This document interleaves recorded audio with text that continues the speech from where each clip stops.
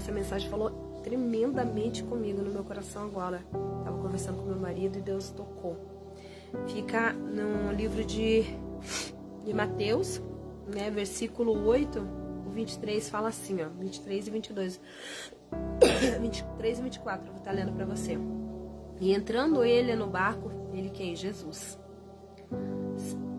Seus discípulos o seguiram.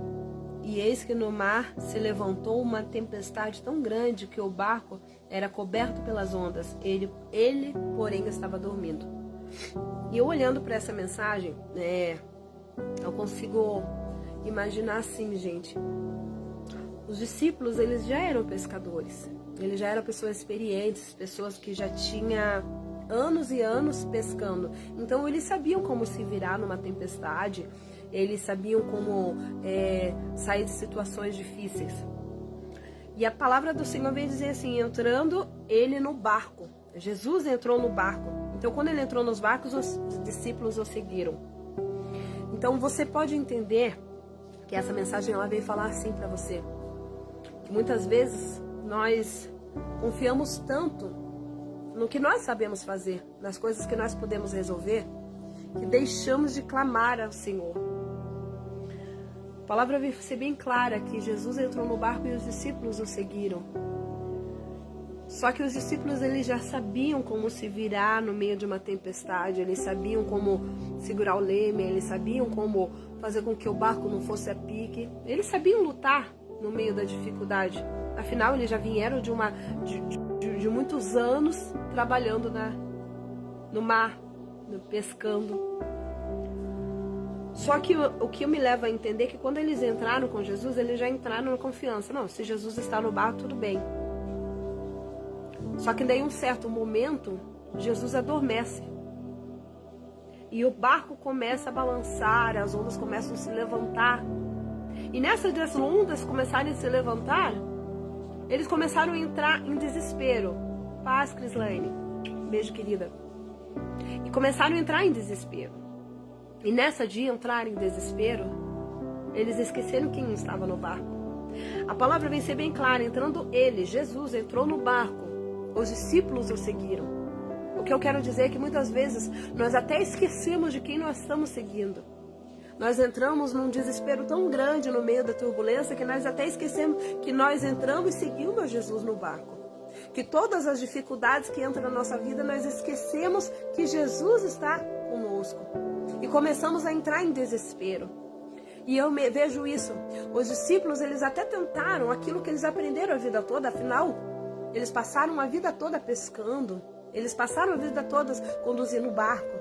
Então eles sabiam como se virar naquela tempestade. Então enquanto Jesus dormia, os discípulos sentavam, seguravam o leme, remavam, faziam alguma coisa para que eles pudessem controlar aquele barco. E Jesus estava dormindo. E muitas vezes nós confiamos tanto na nossa capacidade, nas coisas que a gente sabe fazer, nas coisas que nós temos, que esquecemos que Jesus está ali, está no barco. Nós olhamos tanto para a dificuldade, olhamos tanto para o temporal que está se armando e achamos que com a nossa capacidade, com a nossa experiência, nós vamos contornar essa tempestade. E esquecemos que Jesus está no barco, dormindo.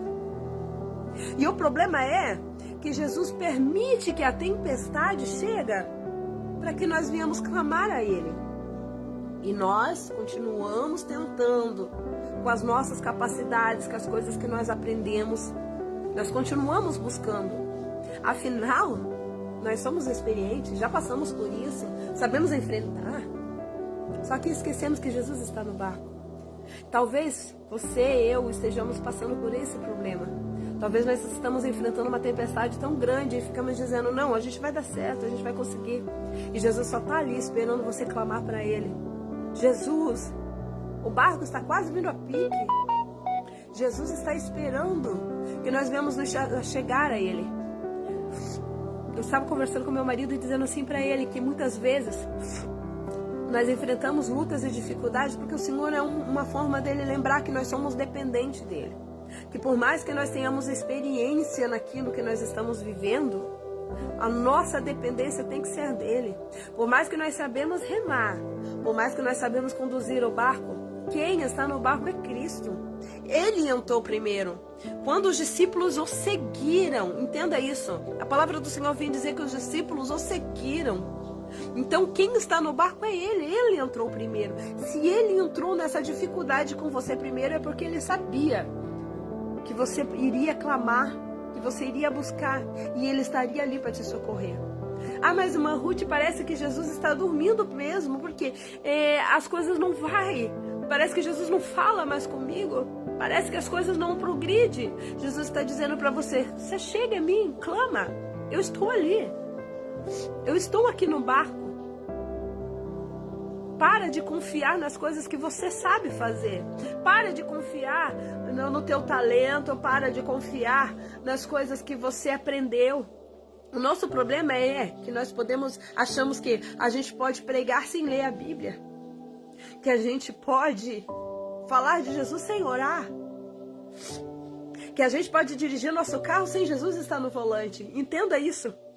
Jesus está dizendo, não confia naquilo que você sabe. Confia que eu vou conduzir o teu barco.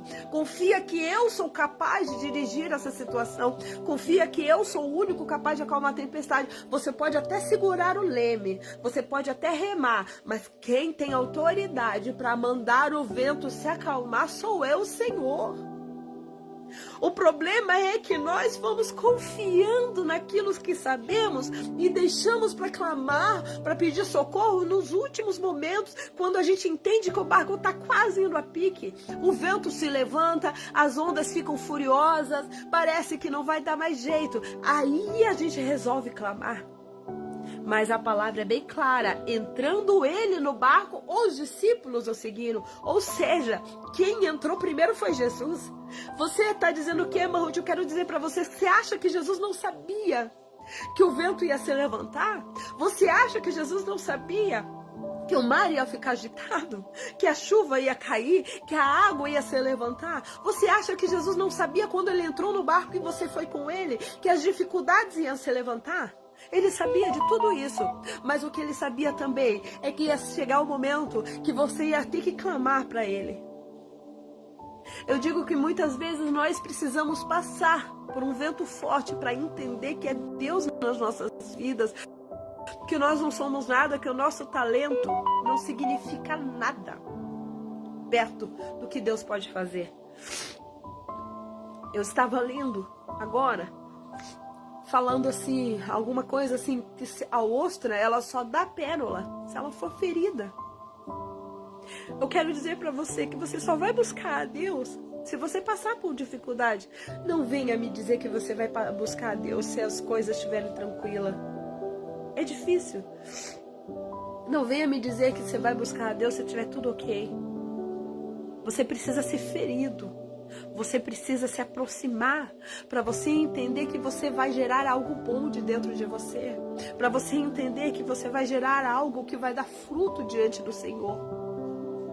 Se esse vento está se levantando, se as lutas estão tão difíceis, deixa de confiar em você, deixa de confiar no teu ego. O ser humano, ele tem um dizer muito bonito, eu até acho interessante: confia em você, acredita em você. Eu digo ao contrário, confia em Deus, acredita nele, porque nós somos falhos, fracos, e a qualquer momento nós podemos padecer com as nossas falhas. Mas quando nós confiamos em Deus, não tem nada nem ninguém que possa se levantar. Não tem nada nem ninguém, nem a natureza tem o poder de se levantar contra a autoridade daquele que nos formou.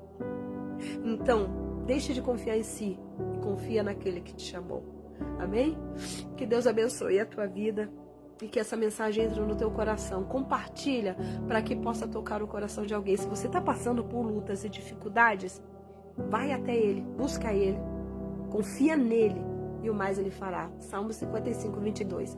Esse salmo fala muito no meu coração e todas as mensagens que eu posso falar sobre ele, eu estou falando. Entrega teus cuidados ao Senhor. Confia nele e o mais Ele fará. Ele está no barco. Ele sabia que você ia enfrentar tudo isso. Ele não saiu do barco. Ele só está esperando você se chegar aí. Deus abençoe a tua vida. Amém? Fica na paz. Deus abençoe, irmão Leandro. Perdão. bronquite está atacada. Deus abençoe, viu? Que Deus faça na tua vida aquilo que você está pedindo. Eu sei que muitas vezes nós passamos por lutas e dificuldades, mas se chegue a Ele. Teu chamado é na presença do Senhor. Que Deus continue te abençoando. Você que estiver assistindo essa live, compartilha e deixa Deus falar através do teu coração na vida de outras pessoas. Amém? Me segue aí. Deixa Deus